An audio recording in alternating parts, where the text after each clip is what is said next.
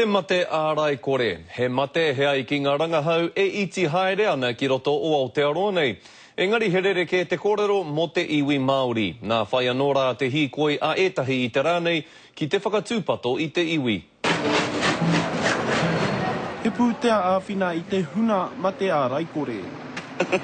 I'll stand here all day if I can to raise the kaupapa and raise the funds for our community, get the message out there.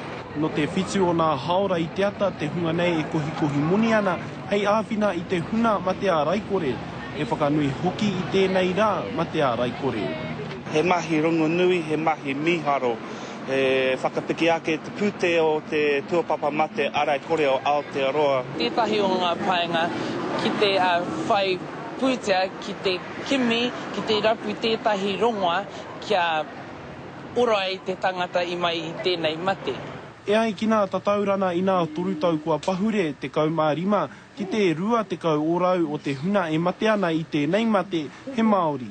Ko te hiahia te huna nei he whakaiti I aua tataurana.